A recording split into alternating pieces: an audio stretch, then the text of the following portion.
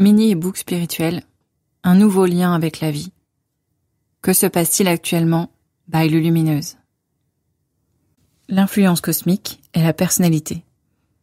La vie incarnée, dans toute sa complexité, est profondément liée à l'âme qui agit telle une lentille reflétant, adaptant la lumière du soleil cosmique, la lumière divine qui génère les inspirations quotidiennes. Ainsi, tout ce à quoi l'âme aspire est transmis au personnage, qui à son tour le personnalise et l'incarne. Par conséquent, lorsque l'âme aspire à la liberté, le personnage ressent également ce désir de liberté, mais cette aspiration pourrait être teintée de ses croyances personnelles, des limitations de son corps matériel, de ses codes de vie dans la matière et de la perception individualisée qui en découle. En fin de compte, cette aspiration à la liberté se traduit par la volonté souvent inconsciente de vivre en harmonie avec le divin. Pour la personnalité, cette aspiration initiale peut se manifester sous diverses formes, telles que la volonté de vivre une liberté tant physique que financière. Lorsque la liberté est personnifiée, elle peut également se traduire par un désir de rébellion ou d'expression, se manifestant par la volonté de dénoncer ou de s'exprimer. Les vérités universelles les plus profondes sont souvent obscurcies par la personnalité, qui les interprète à travers son propre prisme d'existence. Cela n'enlève rien à la beauté de ce processus, car la personnalité, façonnée par les aspirations de l'âme, va créer sa propre vie et vivre des expériences variées.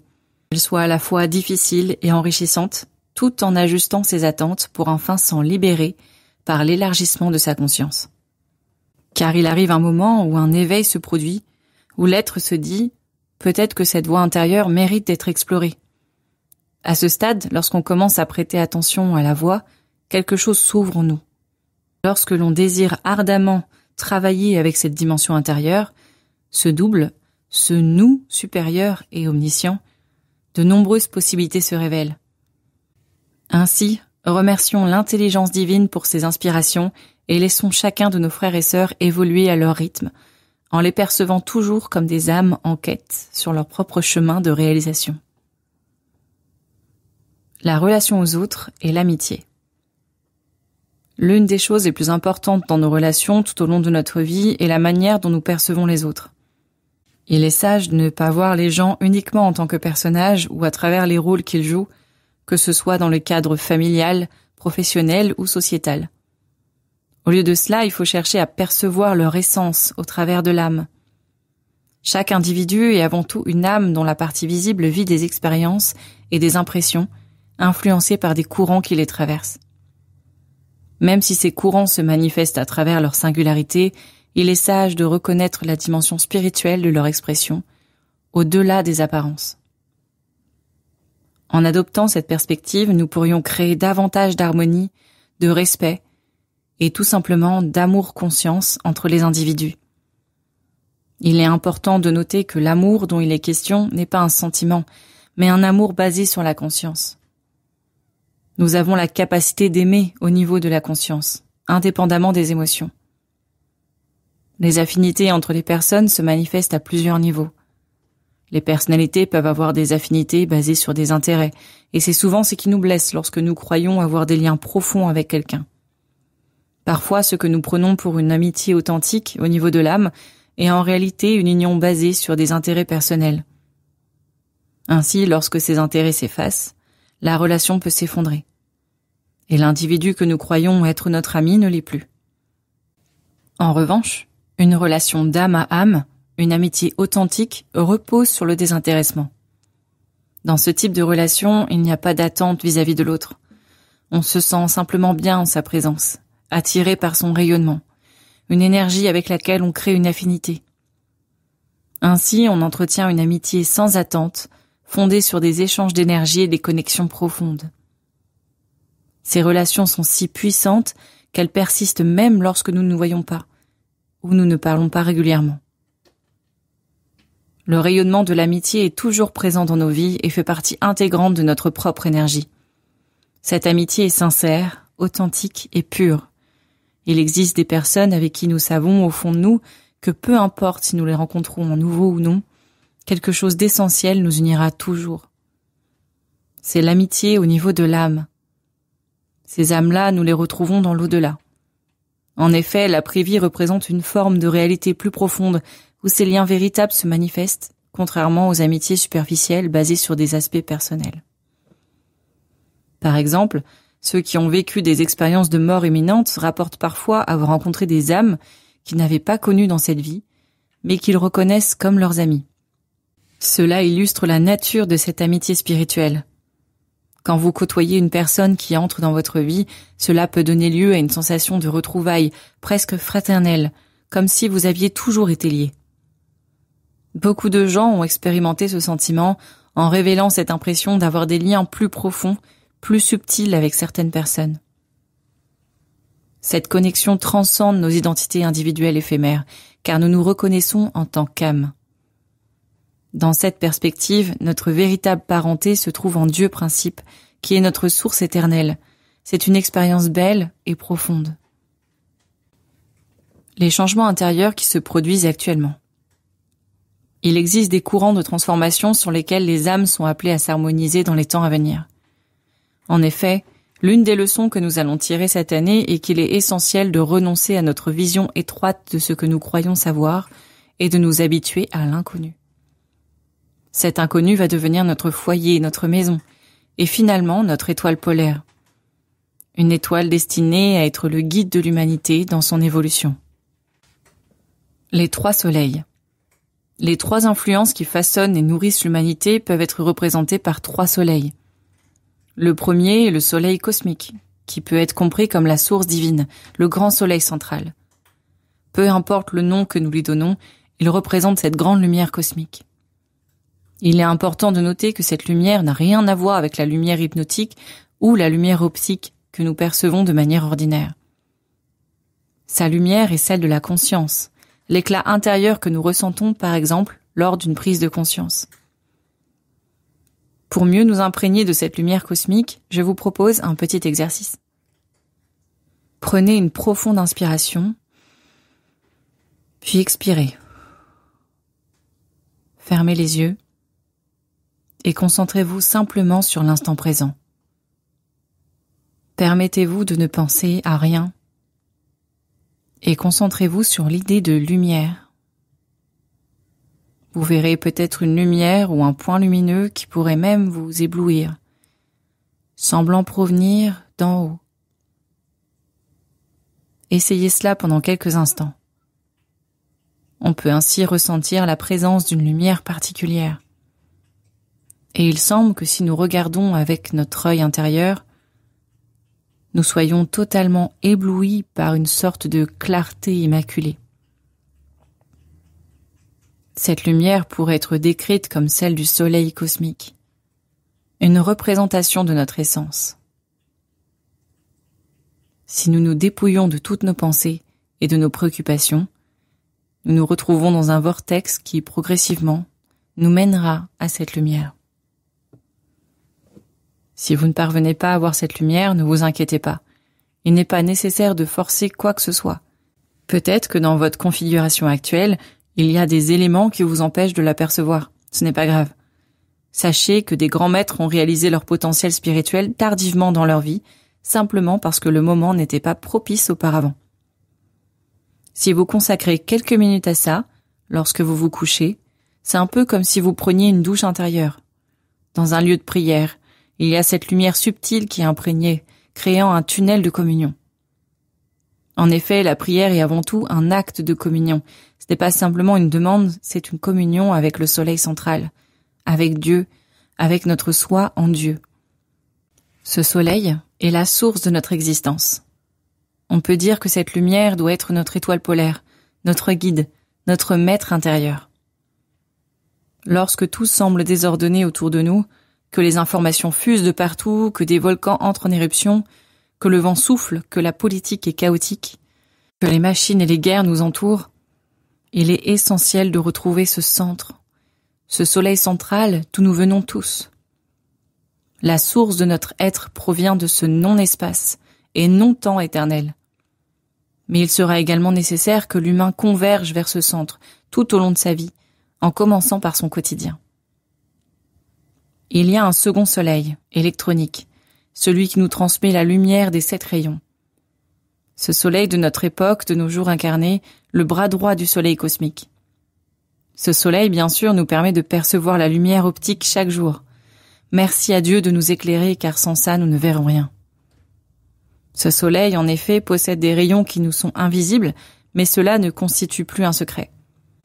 Grâce aux avancées des chercheurs, nous savons désormais qu'il existe un spectre de la lumière solaire qui échappe à notre perception, comme les rayons ultraviolets ou les rayons gamma.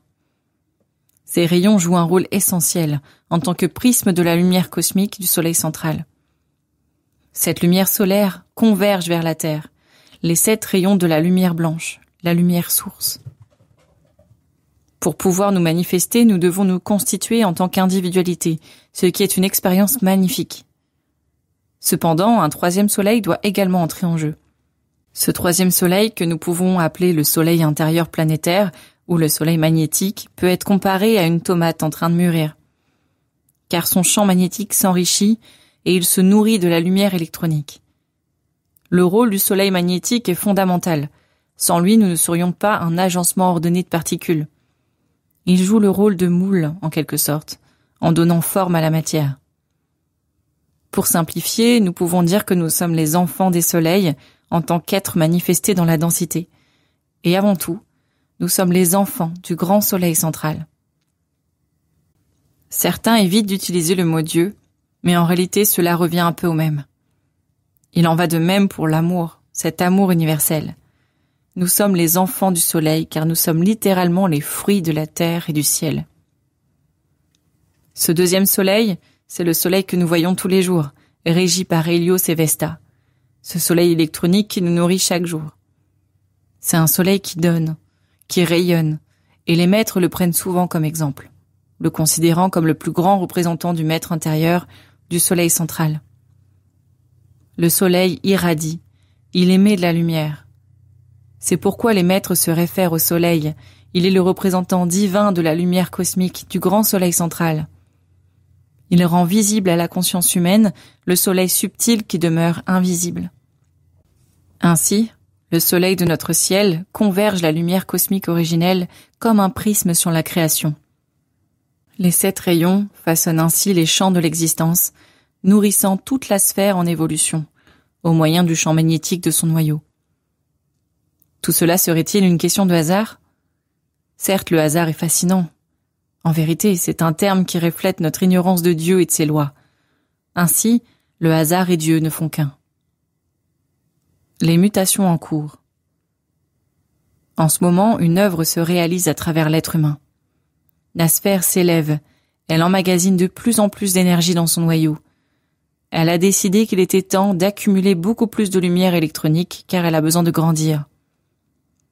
Auparavant, elle ne prenait qu'une petite quantité de rayons, mais il y a certains rayons qu'elle ne pouvait pas encore accepter et digérer. Elle disait « Non, je suis encore trop jeune, cher papa soleil. Je vais attendre la fin de mon cycle d'adolescence avant de pouvoir en bénéficier à plein régime. » Maintenant, la planète a déclaré « Ça y est, je suis prête. Envoie-moi cette énergie. » Évidemment, le Père Soleil répond « Très bien. Si tu veux cette énergie, je vais te l'apporter. Tu dois t'y préparer, mon enfant. » Cependant, qu'est-ce que ça implique pour l'humanité ? Elle va devoir évoluer de l'intérieur, se rendre perméable pour être capable d'emmagasiner cette nouvelle lumière au moyen de son propre champ, son aura, et donc de son noyau central, le centre de son être. L'humain ressent aussi une poussée progressive, l'incitant à s'ouvrir. Une configuration existait auparavant, mais il est temps de changer, de la mettre à jour. Les transformations intérieures. Auparavant, on pourrait dire que l'œuvre des soleils nourrissait les circuits primitifs et basiques de l'être humain, ses besoins vitaux et sa psyché. Cependant, il y a désormais une lumière plus subtile qui commence à émerger chez les êtres perméables, et cette lumière leur provient de l'intérieur. L'humain peut ainsi se retrouver dans une réflexion intérieure, comme par exemple « Auparavant, je pensais que tout ce qui existait se trouvait devant moi, mais maintenant j'ai l'impression de ne plus rien comprendre à ce qui est devant moi. Il y a quelque chose en moi qui désire se manifester. » Pour ceux qui ont déjà commencé à établir une relation consciente avec le soleil central, Dieu principe, la source, leur être supérieur profond, Il se peut qu'ils ressentent une présence plus accrue de son activité dans leur vie quotidienne. Ils pourraient se dire « Merci mon Dieu, ta présence est encore plus palpable. Je me sens béni comme jamais auparavant. J'ai l'impression que ta protection s'est intensifiée. Avec toi, chaque jour dévoile plus de possibles. Ta présence est si ancrée dans ma vie que j'ai l'impression que tu as transformé ma planche à roulettes en un longboard cosmique me propulsant vers les étoiles. C'est dans cet élan d'amour croissant que l'on peut s'exclamer « Waouh, je vibre Dieu, c'est incroyable !» Même si ce n'est pas toujours simple, on ressent cette grande main bienveillante qui nous rassure. Je suis avec toi. Avec moi, tu n'as rien à craindre. Je suis ravie de te voir vivre des expériences de conscience, car je t'offre là une nouvelle forme de nourriture spirituelle. Si je te la donne, c'est que je sais que tu es capable de l'accueillir. Cependant, pour ceux qui sont un peu plus résistants, plus imperméables, la réaction peut être différente. Ils se questionnent et se trouvent parfois dans une position confuse. Par exemple, le sens que je donnais aux choses est en train de s'effondrer. Tous les repères et la considération que j'avais construits autour de moi ressemblent à un château de cartes qui s'écroule. Je ressens un malaise profond et j'ai l'impression que plus rien n'a de sens. Cette étape est néanmoins salvatrice. Un dépouillement nécessaire pour se présenter ensuite devant son maître intérieur, comme un élève devant son professeur. La mutation générationnelle. Beaucoup d'êtres de la génération des 20-30 ans constatent et ressentent que leurs parents sont attachés à un modèle qui semble complètement obsolète. Comme par exemple, « Je ne sais plus comment naviguer dans ce monde, ni ce que l'on m'offre comme avenir, il ne reste plus rien. Je me sens pris dans une génération où mes parents me parlent de trouver ma place et de bâtir ma vie, alors qu'il n'y a pas d'avenir tel qu'ils l'entendaient auparavant. Chaque jour, le présent me montre que l'humanité est dans l'incertitude la plus totale. L'information défile en continu, nous apprenant des vérités incomplètes. Et finalement, ce que nous pouvons en tirer, c'est que nous ne saurons rien de l'avenir. C'est à nous de le créer. » Alors la jeunesse se demande « Qu'attend-on de moi ? Quel est le plan qui nous est destiné ? » Pour moi, le plan de mes parents et de mes grands-parents est passé. Autre chose doit émerger. Certes, il a fonctionné pour eux, et tant mieux pour eux. Mais à 20 ans, est-ce que je me projette vraiment en train de faire le même travail pendant plus de 4 décennies ? Les structures qui me sont présentées comme sécurisantes ne semblent pas véritablement sûres. Et chaque jour, je me rends compte qu'il n'y a aucune sécurité dans les fondements de notre société, tels que mes grands-parents ont bâtis et qui ont façonné leur vie. Lorsque je les écoute et que j'échange avec eux, je constate bien souvent qu'il n'y a rien de semblable entre leur expérience et ce que sera la mienne. Cela engendre un détachement, un éloignement entre les générations qui semble inévitable, mais qui n'est pas sans difficulté. Un nouveau lien avec la vie. Il est essentiel d'établir un nouveau lien avec la vie, et ce lien se manifestera dans le présent. C'est dans l'instant que cette jeunesse pourra véritablement se relier à la vie. Les conseils des générations précédentes, tels que le préparer ton avenir et d'investir dans la matière, sembleront de plus en plus dépassés. En effet, le lien avec le présent deviendra primordial. Nos vies se construisent dans l'instant où nous sommes présents, et elles ne pourront plus s'attacher à un futur incertain, ni à des structures qui, de toute évidence, ne sont plus viables. Il est donc fondamental pour ces êtres, plus que jamais, de vivre et d'incarner le présent et ses potentiels. Nous accueillons, nous sommes, ou nous côtoyons ces âmes dont le destin est d'apprendre à se réinventer chaque jour et questionner le monde pour en permettre sa transformation profonde.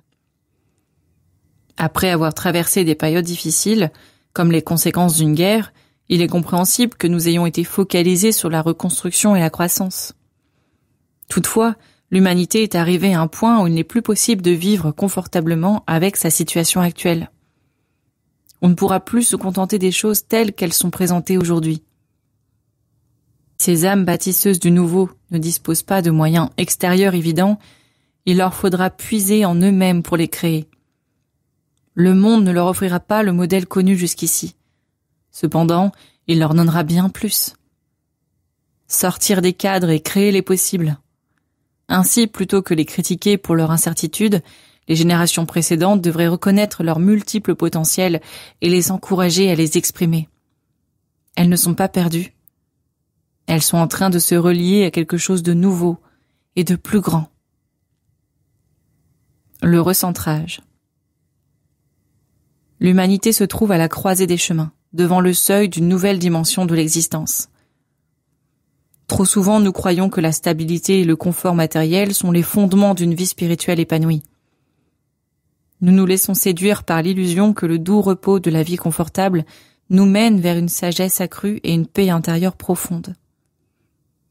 Mais écoutez bien, car c'est là un piège subtil, un moment où l'âme risque de s'enliser dans l'inaction, se complaisant dans une forme de paresse spirituelle. Dans nos sociétés développées, nombreux sont ceux qui perçoivent leur existence comme une chance d'accumuler des biens matériels. Cependant, sur le plan spirituel, la réalité se révèle bien différente. Quel défi spirituel peut rencontrer une âme dont la vie est entièrement absorbée par les plaisirs éphémères du monde matériel?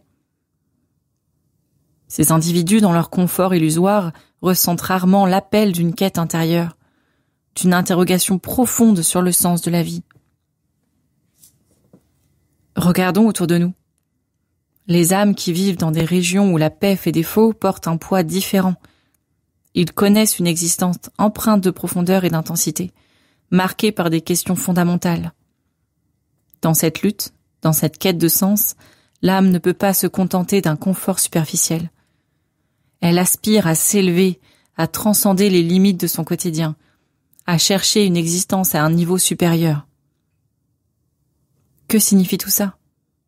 Quelle est notre place dans cet univers vaste et mystérieux? Que se passe-t-il autour de nous? C'est dans ces moments de questionnement, d'incertitude, que l'âme trouve la possibilité de s'éveiller, de s'ouvrir à des horizons nouveaux. Ainsi, ne craignez pas de contempler l'inconnu, d'embrasser la profondeur de l'expérience humaine, car c'est là, dans cette exploration, que réside la véritable essence de notre voyage spirituel. Il est fréquent que l'on s'interroge sur le choix des âmes à s'incarner dans des endroits difficiles, car nous associons le confort matériel à l'épanouissement personnel. Eh bien, ce confort n'est pas toujours un cadeau, surtout au niveau de l'âme. Lorsque nous planifions nos conditions d'incarnation, nous ne réfléchissons pas en tant que personnage, mais en tant qu'âme. Prenons l'exemple de l'Occident. Quel était le plan? On pourrait se demander pourquoi Dieu a placé des individus dans un confort matériel si leur âme n'y était pas prête à évoluer. En réalité, il y a un plan derrière tout ça. Un plan brillant, un plan cosmique. L'intellect devait être affûté car il était essentiel de développer la recherche scientifique dans une terre qui pouvait donner les moyens de répondre à cette quête. L'être humain devait renforcer sa capacité à réfléchir et à vérifier progressivement les vérités physiques et quantiques de la matière qui l'entoure.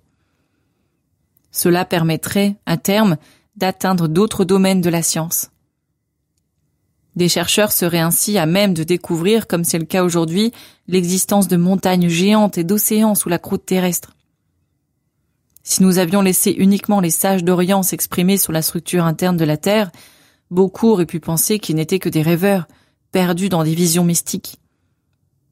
Cependant, Dieu a un plan ingénieux. Les architectes de ce plan ont développé la recherche scientifique occidentale pendant une longue période dans le but de mettre à jour la véracité des paroles anciennes. Ainsi, une rencontre est prédestinée entre la sagesse orientale et la recherche scientifique occidentale. Cela provoquera un choc, et les deux parties réaliseront qu'elles ont trouvé des vérités similaires, l'une par la science et l'autre par la sagesse. Cela soulèvera une question cruciale. Ne serait-il pas pertinent de ne pas séparer la science de la sagesse? Le plan est divin. Que se passe-t-il actuellement pour les êtres incarnés? Toutes les âmes vivent des expériences enrichissantes. Les relations, la famille dans laquelle elle grandit et son environnement ne sont pas toujours confortables sur le plan émotionnel et psychique. L'âme traverse avec son personnage des épreuves psychiques. Il y a quelques années encore, la résolution de ces épreuves pouvait être très longue. Cependant, aujourd'hui, les aspirations de l'âme envers la conscience de l'être deviennent de plus en plus pressantes. Une voix intérieure semble revendiquer son espace, exprimant « Il est temps de m'écouter. J'ai été ignoré trop longtemps. » Un sentiment d'ennui ou de désintérêt se fait ressentir dans les domaines qui composaient jusqu'alors la vie consciente de l'individu. Quel est ce besoin insatisfait ? Il ne s'agit pas de besoin matériel ni relationnel, ni tout autre lien que l'individu pourrait combler par un apport extérieur. Une nécessité profonde émerge. J'ai besoin d'une nouvelle nourriture, de la lumière cosmique. Cela indique que toutes les dimensions de l'être tendent à vibrer sur une nouvelle fréquence. C'est le grand appel. Une inspiration profonde émerge, indiquant une nécessité pour l'âme de revendiquer sa place et de bénéficier de l'illumination cosmique.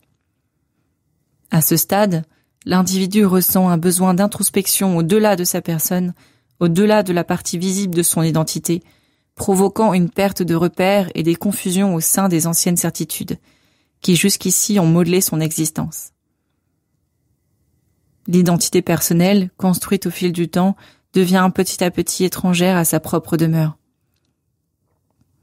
Cette situation peut conduire à une phase de deuil, bien que les raisons de ce sentiment d'inconfort puissent rester floues dans la conscience de l'être incarné. L'individu semble ainsi éprouver un manque de satisfaction malgré la possession de biens matériels, de liens d'amitié, d'un logement ou d'un emploi. Les besoins fondamentaux de l'être profond se révèlent au travers de l'âme, exprimant la volonté d'une union plus profonde, pour le rétablissement conscient de son lien originel avec le courant intelligent de la vie universelle.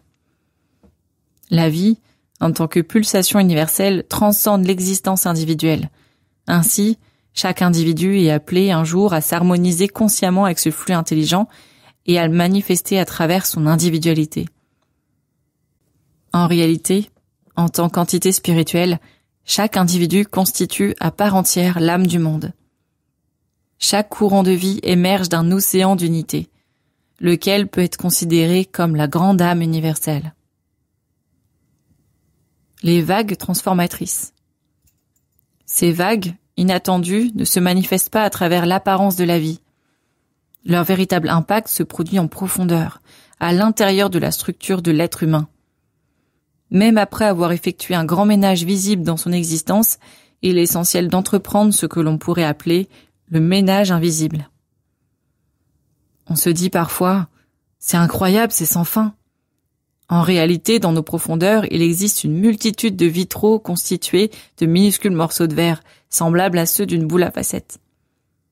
Cela représente tout ce qui doit être nettoyé, purifié. Ainsi, chaque pensée que nous avons peut être comparée à une bulle qui doit éclater. Et pourquoi ça ? Parce que ces vagues cosmiques ont une grande destinée. Elles visent à libérer l'humain de son astralité. En somme, cette libération astrale signifie qu'à un moment donné, nous ressentons un désaccord avec nos propres pensées. Un flux étrange s'installe en nous, nous perturbant. Nous en venons même à être fatigués d'avoir pensé. Même si nos pensées ne sont pas nécessairement négatives. Nous en avons assez de ce bruit mental. Cette grande vague cosmique nous désastralise, et il est impossible d'y échapper. Cela signifie que nous nous libérons des carcans et des contraintes de la vie psychique, telle qu'elle a été vécue depuis la longue période involutive, période dans laquelle l'humanité est en train de sortir. Lorsque l'homme parviendra à s'élever au-dessus des turbulences astrales, il découvrira en lui la capacité de maîtriser non seulement ses forces célestes, mais également les technologies qui l'entourent. Tant qu'il demeure sous l'emprise des courants astraux, ces influences invisibles qui imprègnent en lui des directions et des oppositions, il sera à la merci des outils qu'il a créés, asservi par une technologie qui ne fera que renforcer son aliénation. L'âme humaine doit entreprendre un voyage de croissance intérieure, un chemin vers l'intelligence éclairée et subtile. Une découverte du soi qui favorise l'indépendance supérieure et le détachement. Ce processus de transformation est essentiel. Il permettra à la lumière divine de s'épanouir en chacun, d'apporter une nouvelle compréhension, une légèreté d'être. Libéré des contraintes psychiques qui l'ont jusqu'alors entravé, l'homme pourra enfin embrasser sa véritable nature. S'aligner avec les harmonies célestes devient essentiel, car négliger le ciel intérieur ne peut mener qu'à un désastre. Ainsi, cherchera à s'élever et à s'harmoniser dans les profondeurs de ces cieux, là où demeure le royaume de l'Éternel. Il touchera alors à quelque chose de véritable, et quand nous touchons quelque chose de vrai, il est impossible d'être déçu. Attention cependant, cela ne signifie pas que nous devons nous désintéresser du monde dans lequel nous vivons. En effet, préservons-nous d'adopter une attitude suffisante qui pourrait nous amener à penser que le monde ne nous intéresse pas, que la politique n'est pas notre domaine, et que nous nous fichons des informations qui circulent. Nous avons revêtu le costume de l'humain, un costume qui nous ancre dans cette humanité et cette réalité. Pour spiritualiser notre existence, il est nécessaire de connaître ce monde, et pour le connaître, il faut s'y intéresser. Nous ne pouvons pas nous estimer totalement étrangers à notre environnement, comme le mentionne la déclaration de Jésus sur l'essence de ses disciples. Vous êtes dans le monde, mais pas du monde. Il est donc essentiel de nous familiariser avec lui, de comprendre ce qui s'y déroule, comment les énergies cosmiques s'y traduisent. Il est sage d'observer la nature, d'examiner l'origine des cataclysmes et de prêter attention aux manifestations qui se produisent autour de nous. Récemment, nous avons été informés d'une intensification des vents, avec un nombre de cyclones sans précédent et des vitesses de vent atteignant des niveaux jamais atteints. Il est important de prendre note de ces événements, car ils sont des témoins précieux du processus de transformation planétaire. Observer ne signifie pas que nous devons nous y attacher, mais cela nous permet de voir l'intelligence cosmique agir et se manifester à différents niveaux. La musique des sphères. L'humain retrouvera la proximité avec ce soleil oublié, ce soleil de sa sphère. Lorsque l'humanité aura rétabli cette connexion intime avec le soleil magnétique, elle entrera consciemment dans le champ des sphères et percevra la musique qui en émane. L'individu deviendra un être céleste réalisé. Cela ne signifie pas qu'il vivra parmi les étoiles, mais qu'il sera lui-même une étoile. Les êtres sont les étoiles, et l'être céleste est celui qui a trouvé sa place dans le cosmos, ayant réalisé le grand dessein cosmique. Il a plongé dans les profondeurs de la densité, puis il est revenu, brillant d'une nouvelle lumière. C'est comparable à une étoile qui s'étant détachée du ciel et allait explorer toute la création avant de revenir. Ainsi, on pourra un jour déclarer « Les étoiles sont de retour ». La technologie et la prévalence du plan divin. Il est important de porter un regard attentif sur le développement technologique collectif de l'humanité. Beaucoup de personnes, notamment parmi les anciennes générations, craignent que ces avancées ne déshumanisent notre société. Cependant, il est établi que rien dans le plan divin n'est laissé au hasard, bien que certains éléments, dont les influences astrales, semblent vouloir piéger l'humanité dans une dépendance technologique, il est essentiel de rappeler que c'est le plan divin qui prévaut, et non le monde astral. Prenons par exemple la peur généralisée envers l'intelligence artificielle. Cette crainte provient d'une profonde ignorance concernant les forces qui régissent notre existence. Pensez-vous que le grand soleil planétaire, qui supervise la vie humaine depuis son berceau, ne soit pas au courant du développement lié à l'IA? Croyez-vous que les grands architectes des plans de la densité puissent être pris au dépourvu face à une invention humaine? Cela révèle la grande ignorance de la conscience planétaire, et c'est cette ignorance qui engendre l'obscurité de la vision humaine. Le plan causal a une connaissance approfondie de chaque âme, de leur parcours et de leur destination. Ils savent pourquoi chaque âme est présente sur Terre, depuis quand, et ce qu'elle a à accomplir. Il est donc impensable qu'une permission ait été accordée à l'humanité sans dessein des potentialités. Au contraire, il existe un conseil qui veille et qui a une vision globale et multitemporelle du déroulement de la vie humaine dans les plans de densité relative. L'être humain a développé au fil de son involution une tendance à craindre les conséquences potentiellement négatives de ces avancées technologiques. Or, la grande loi de causalité doit lui enseigner que plutôt que de nourrir des potentiels négatifs et tragiques pour son avenir, Elle doit envisager d'utiliser ces outils pour créer un potentiel qui correspond à ses plus hautes aspirations collectives. Il est donc temps de comprendre que chaque technologie qui apparaît sur Terre est le résultat d'une intention précise et non d'un simple hasard. Il n'y a pas de réunion manquée sur le plan causal et chaque question est traitée avec minutie. En prenant conscience de ce cadre supérieur qui régit l'évolution de toute chose, nous pouvons adopter une attitude plus sereine et confiante face à l'avenir. Il est légitime de se demander ce que ces avancées nous réservent, mais il est plus important encore de se faire l'outil conscient de la loi des créations, en se reliant aux grands êtres régisseurs et à leur haute aspiration divine, ceux qui orchestrent le plan d'évolution et les changements des cycles planétaires. Dans cette conscience éclairée, l'être humain se trouve à l'aube d'une grande transformation. Il est appelé à méditer sur ses intentions, à se poser cette question essentielle. Plan divin, comment puis-je de tout mon cœur contribuer à ton œuvre? Comment puis-je faire briller la lumière de cette intelligence que tu as semée en nous? Car en vérité, cela pourrait être le prélude à un avenir radieux pour des milliers d'âmes, actuellement entravées par des chaînes invisibles, souffrant dans des conditions qui ne devraient plus exister. Ne devrions-nous pas envisager cela comme une promesse d'allègement, une lueur d'espoir pour ceux qui aspirent à la liberté? Trop souvent, les voix de l'inquiétude s'élèvent, murmurant « Cela nous volera notre travail, et que restera-t-il pour nous ?» Mais pourquoi l'humanité ne pourrait-elle pas s'orienter vers de nouvelles voies d'existence, vers des métiers qui nourrissent l'âme plutôt que la contraindre? Il se peut que le labeur physique, tel que nous l'avons connu, s'efface devant l'avancée des technologies, mais cela pourrait ouvrir les portes d'une vocation plus spirituelle. Une nouvelle élaboration de notre existence nous attend, un chemin qui nous invite à explorer les mystères de notre être, à révéler les potentialités insoupçonnées que nous portons en nous en tant qu'espèce.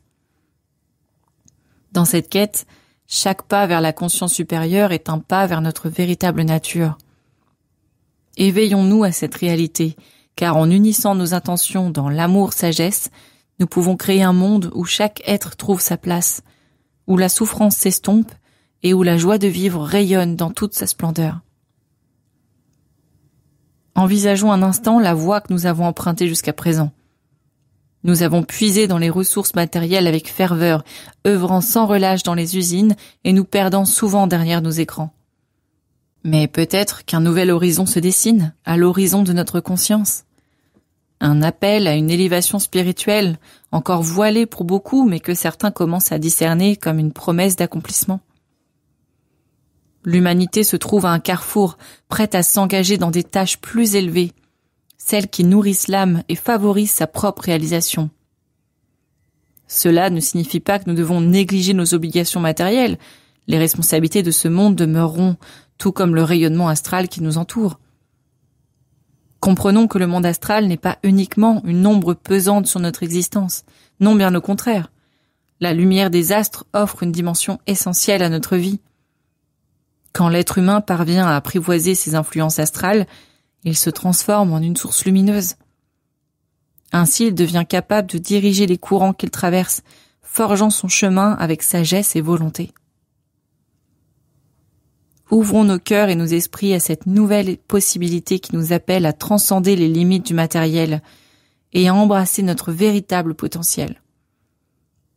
C'est dans cette élévation que réside notre avenir, une symphonie harmonieuse où chaque âme brille de tout son éclat. Un tournant immense. Aujourd'hui, notre vigilance et notre compréhension doivent se diriger vers un phénomène qui mérite toute notre attention. L'étude des vagues. Prenons un instant pour méditer sur les vagues scélérates, ces manifestations inattendues qui surgissent avec une force surprenante. Elles sont redoutées par tous ceux qui se consacrent à la mer, car leur imprévisibilité nous cueille dans l'instant et leur impact est colossal. Ne négligeons pas non plus la puissance des lames de fond qui en ce moment même nous affectent profondément. Ces lames soumettent nos profondeurs à leurs mouvements, nous rappelant que l'action ne se joue pas seulement à la surface, mais aussi et surtout au cœur de notre être. Dans cette période, il est vrai que la situation peut être inconfortable. Pourtant, ce que nous vivons, Cette désastralisation représente un tournant immense, une véritable métamorphose. Tous nos centres, nos énergies sont et seront touchés. L'être humain doit se libérer dans son expression véritable. C'est là le travail essentiel de ces vagues qui viennent ébranler nos certitudes. C'est pourquoi je vous invite à ancrer votre être dans cette lumière centrale, ce premier soleil qui nous éclaire et nous guide. C'est par cette union que nous pourrons accueillir les grandes pulsations célestes véhiculées par notre âme, désireuse de retrouver sa place éternelle. Plus vous vivez dans cette conscience divine, plus vous vous alignez sur le rayonnement de cette lumière cosmique. Bien qu'invisible, cette lumière est d'une puissance incommensurable, enveloppant toutes les créations qui n'est que le reflet de son éclat.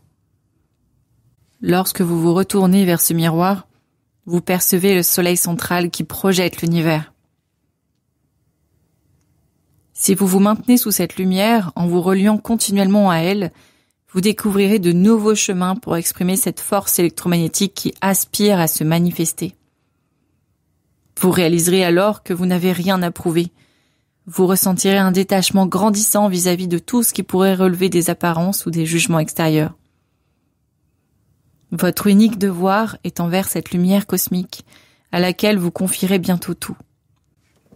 Tout est restitué, et les comptes n'appartiennent qu'à cette force.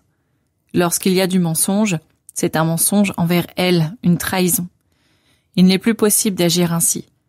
L'essence véritable doit être authentique dans l'univers. Peu importe les regards, qu'ils soient bienveillants ou critiques, ils n'auront plus d'influence. Avec le temps, vous découvrirez que le poids des attentes extérieures s'évanouit, vous plongeant dans une radiance intérieure, en résonance avec des aspirations qui jadis vous tiraient vers l'extérieur. Voilà la magie des lames de fond. Ce chemin n'est pas toujours aisé, mais il va s'ouvrir tout au long de l'année et bien après.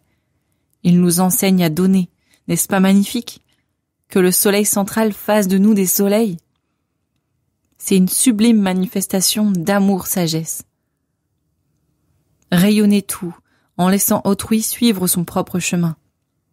Ne vous sentez pas contraint de fournir des réponses à votre agitation mentale. Le véritable amour-sagesse, cet amour immaculé, c'est-à-dire sans tache, c'est laisser les graines germer. Devenons des sphères de lumière et accueillons la grâce de la lumière centrale qui veut s'exprimer dans les profondeurs de notre être. À très bientôt, chers amis. Lumineuse. PDF réalisé sur la base d'un direct réalisé le 30 janvier 2025 avec les généreux donateurs de son site lulumineuse.com. Vous pouvez retrouver le livre sur son site. Merci de votre écoute.